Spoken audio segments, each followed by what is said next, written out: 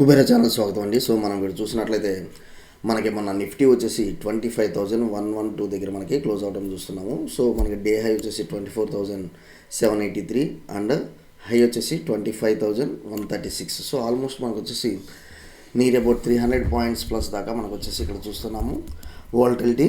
So మనకి market even lows touch అయ్యి again మనకి మంచి బౌన్స్ బ్యాక్ అయితే రావడం చూస్తున్నాము. సో మనకి వార్ ఎంత ఇంటెన్సిఫై అవుతున్నా అది మన మార్కెట్స్ మీద అయితే అంత ఎక్కువ ప్రభావం అయితే చూపెట్టలేదండి. అది మీరు ఒకసారి ఇక్కడ చూడొచ్చు. ఇండియా విక్స్ వచ్చేసి మనకి 4.14%, అంటే వాలటిలిటీ ఇండెక్స్ వచ్చేసి మనకి 4.14% అనేది ఇక్కడ నెగిటివ్లో ట్రేడ్ అవడం చూస్తున్నాము. అందువల్ల మనకి నిఫ్టీ వచ్చేసి మంచి మూమెంటం అయితే ఇచ్చింది, one way momentum, that 320 points దాకా మనకి అప్లో క్లోజ్ అవడం చూస్తున్నాం. ఓకే, సో ఈరోజు ఎలా ఉండొచ్చు, అసలు ఇంపార్టెంట్ అప్డేట్ ఏంది, ఈరోజు ఎలా ఉండొచ్చు అనేది డిస్కస్ చేద్దాము. So count down to world war 3 అన్నట్లు ఇక్కడ చూస్తున్నాము.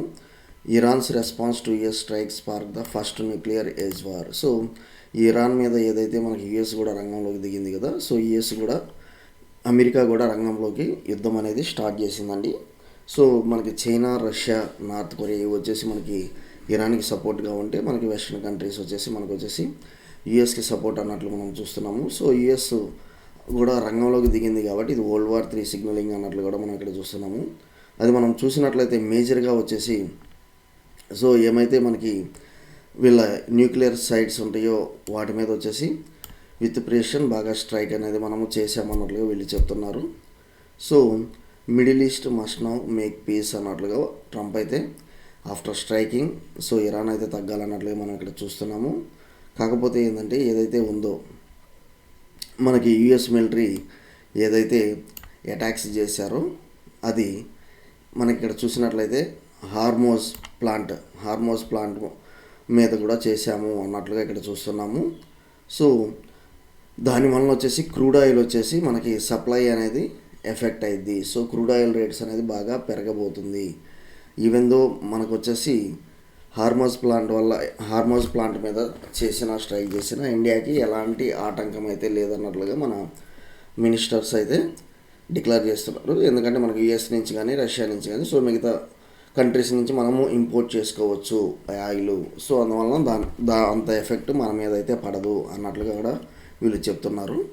సో మనకి క్రూడ్ ఆయిల్ రేట్స్ ఒకవేళ కనుక పెరిగితే మాత్రం, మనకి పెట్రోల్ రేట్స్ ఒకవేళ పెంచితే ఆటోమేటిక్గా ఏవియేషన్ మీద, మేజర్గా ఏవియేషన్ కానివ్వండి, ట్రాన్స్పోర్ట్ మీద అండ్ వాటి మీద మేజర్ ఎఫెక్ట్ పడిద్ది. దానివల్ల ముడి సరుకులు కూడా పెరగడానికి అవకాశం ఉంది. సో ఇన్ఫ్లేషన్ అనేది పెరుగుతుంది. ఓకే, సో ఇప్పుడు వచ్చేసి మనకి నిఫ్టీ 25,100 అనేది మనం ఇక్కడ చూసాం కదా. Nifty 25,100, bank Nifty 56,252. సో ఒకసారి లెవెల్స్ చూద్దామండి. కాకపోతే ఏంటంటే మార్కెట్లో బాగా వారి యొక్క నెగిటివ్ న్యూస్ అయితే స్ప్రెడ్ అవుతుంది. అది ఎంత మటుకు ఈరోజు మూమెంటం ఉండొచ్చు, సో మార్కెట్ మీద ఇన్ఫ్లుయెన్స్ చేయొచ్చు అనేది ఒకసారి చూద్దాము. ఫస్ట్ మనం గిఫ్ట్ నిఫ్టీ చూసినట్లయితే 24,985, సో 25 దగ్గర ట్రేడ్ అవుతుంది. అనుకున్నంత ఇంపాక్ట్ అయితే మార్కెట్ రియాక్ట్ అయితే అవ్వటం లేదు. అది మీరు జాగ్రత్త. అందువల్ల ఏంటంటే మన ఆప్షన్ చైన్ డేటా ద్వారా లెవెల్స్ చూసి మనం ట్రేడ్ చేస్తే మంచిది.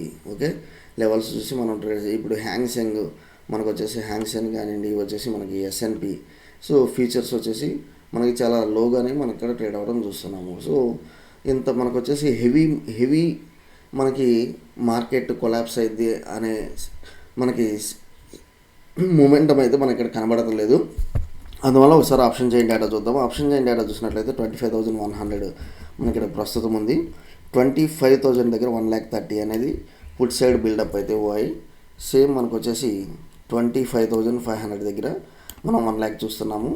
అండ్ డౌన్ సైడ్ మూమెంటంకి ఎక్కువ ఓఐ అనేది డెవలప్ అయితే అయిందండి. 24,900 దగ్గర, 24,800 దగ్గర. సో ఈరోజు మార్కెట్ 24,800 దాకా డౌన్ సైడ్ అయితే కనిపిస్తుంది. అండ్ వన్స్ మనకు వచ్చేసి 25,100 డౌన్ సైడ్ మనకి బ్రేక్ అవుతా ఉంటే మాత్రం 25,000 రౌండ్ ఫిగర్, 25,000 కూడా బ్రేక్ అయితే 24,800 దాకా మనకి డౌన్ సైడే కనిపిస్తుంది. కానీ అప్ సైడ్ ఓఐ అయితే అంత డెవలప్ అయితే అవ్వలేదు. అది ఇక్కడ మనం చూడవచ్చు. సో డౌన్ సైడ్ ఓఐ అనేది చాలా స్ట్రాంగ్గా కనిపిస్తుంది. సో మార్కెట్లో డౌన్వర్డ్ మూమెంటం అనేది మనకు ఉంటుంది అన్నట్లుగా మనకు ఓఐ అయితే డెవలప్ అయింది. ఒకసారి ఇక్కడ చూద్దాము. సో మార్కెట్ ఒకవేళ మనకి ఫ్లాట్గా కనుక ఓపెన్ అయితే మాత్రం ఇది ఒక ఇన్సైడ్ క్యాండిల్ మనం ఇక్కడ ఫార్మేషన్ అనేది జరిగిందండి. ఇన్సైడ్ క్యాండిల్ ఫార్మేషన్ అనేది జరిగింది. సో మనకి మంచి మూమెంటంకి మనకి మంచి స్కోప్ అయితే ఇస్తున్నాడు. ఈవెన్ ఈఎంఐ ప్యాటర్న్ మనకి నెక్స్ట్ క్యాండిల్ ఈఎంఐ ప్యాటర్న్ కూడా బ్రేక్ అయ్యే స్కోప్ అయితే కనిపిస్తుంది. అందువల్ల ఏంటంటే మనకి వన్స్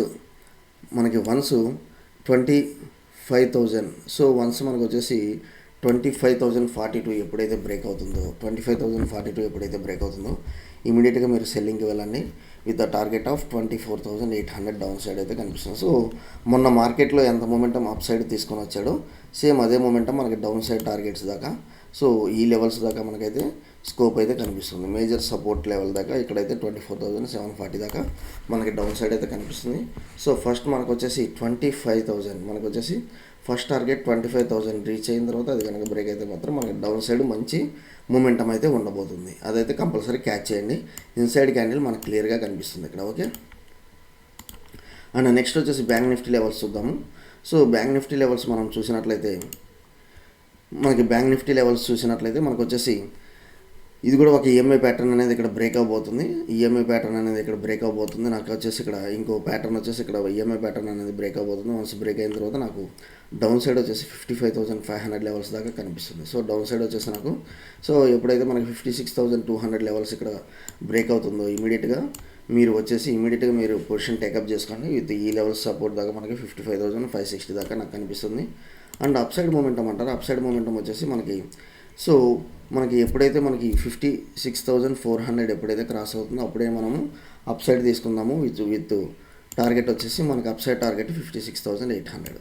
ఓకే, కాకపోతే మార్కెట్లో ఫ్లాట్గా కనుక ఓపెన్ అయితే మాత్రం మీరు కంపల్సరీ సెల్లింగ్ సైడ్ ఉండడానికి ట్రై చేయండి. ఎందుకంటే నెగిటివ్ న్యూస్ అనేది కొంచెం స్ప్రెడ్ అయితే అవుతుంది కాబట్టి. ఓకే, సో ఇది న్యూక్లియర్ వార్ దాకా వెళ్తుందా లేదు, ఇది వరల్డ్ వార్ 3 అవుతుందా అనేది పక్కన పెడితే మనకు వచ్చేసి మార్కెట్లో కొంత నెగిటివ్ సెంటిమెంట్ అయితే క్యారీ అవుతుందండి. ఓకే, సో కొన్ని స్టాక్స్ మీరు వచ్చేసి ఇక్కడ మనకి వాచ్ లిస్ట్లో వచ్చేసి నిఫ్టీ 25,000 పిఈ అనేది మనకి యాడ్ చేసుకొని పెట్టుకోండి. వారీ ఎనర్జీస్ వచ్చేసి మనకి మంచి మూమెంటం అయితే ఇస్తుంది. సో ఇది ఆల్ టైమ్ హై వచ్చేసి 3,800 ఉంది. అండ్ నిన్న ఒకరోజు చాలా హెవీ మూమెంటం ఇచ్చింది. And more over major resistance అనేది బ్రేక్ అవబోతుంది. వన్స్ మేజర్ రెసిస్టెన్స్ అనేది బ్రేక్ అయితే